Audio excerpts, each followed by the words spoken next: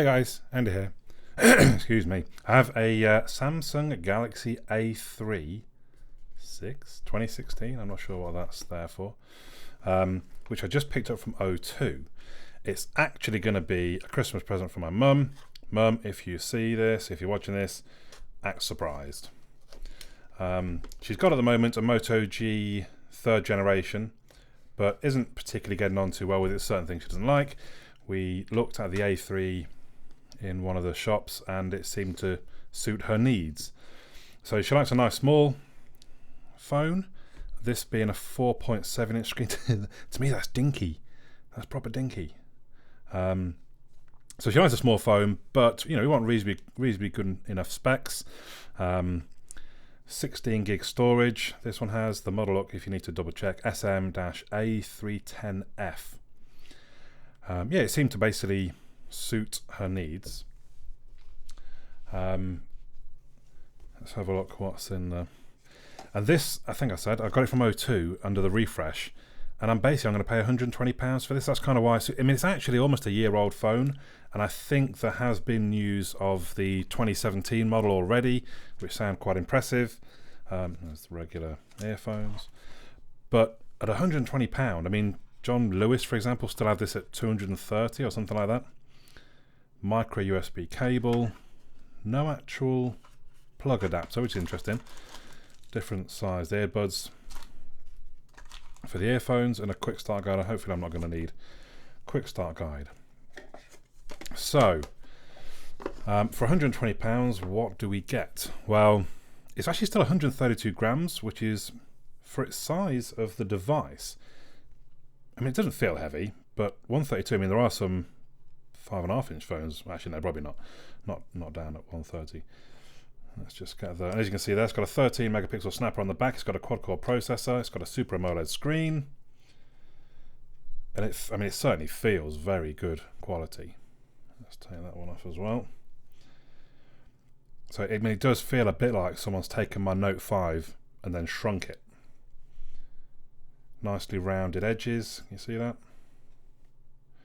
Speaker, microphone, micro USB, headphone jack in the bottom. Obviously the power on button. Probably a noise cancelling mic at the top. So 13 megapixel snapper, as we've mentioned. 4.7 inch screen, which is 720 by 1280. So 312 pixels per inch. Actually, that's fine, especially on a phone of this size. Oh, it still has the 6 there. I'm not actually sure what that 6 refers to. I'm sure someone will know. Let me know in the comments. What else to know? It's got a Qualcomm Snapdragon 410 chipset. Oh, actually, wait, has it? Or an Exynos 7578. I'm not entirely sure. They're both listed on GSM Arena. Probably the Exynos. And what else does it have? The Adreno 306 GPU. Oh, the actual processor is a quad-core 1.5 GHz Cortex A53. The Mali T720MP2 is the GPU. I'm not sure. Again, we're possibly the Mali T720MP2. 16 gig of storage. I think expandable. It looks like. I left it in the box. I think you get a SD card into there as well. So what we'll do, I'll do the setup and we'll come back for this sort of a first look at the device. So I've logged it all in, plugged in the Wi-Fi and stuff.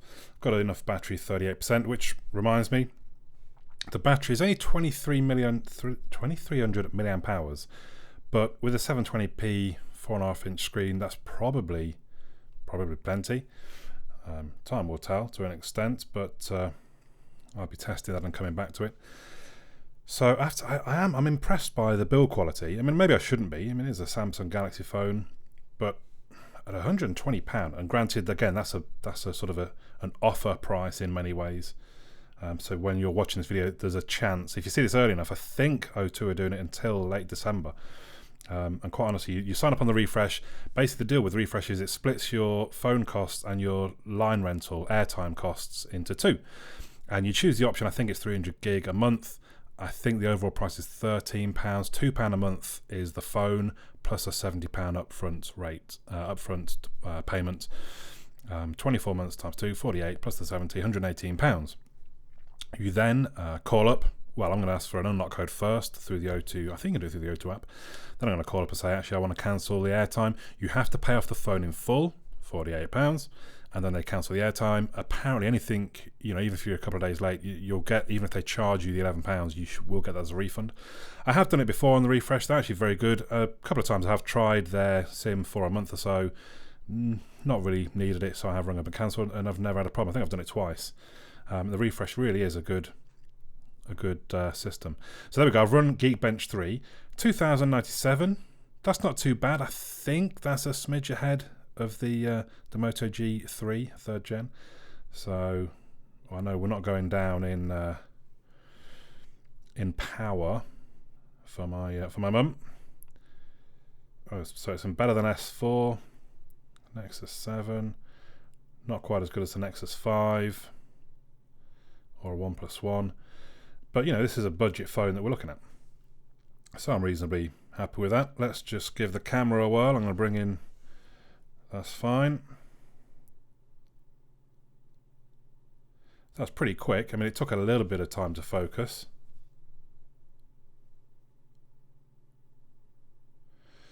But it seemed to go pretty quick once the picture had been taken. Now, obviously... I'll take better. I mean, that looks reasonable. Looks to have good colours. Maybe slightly faded, but then I'm under some very bright lights. Obviously, I'll be taking some pictures and some video outside to get a better idea of what the camera is like. Let's have a look at YouTube. If there's a suitable... Well, go on then. My own video, why not? At least I shouldn't have any copyright issues.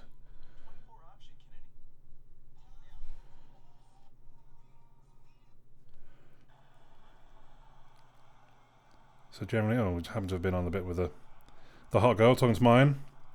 So that looks pretty good. I suppose what I really need is something that's got sound in it though. So as I often do, I like a bit of Ed.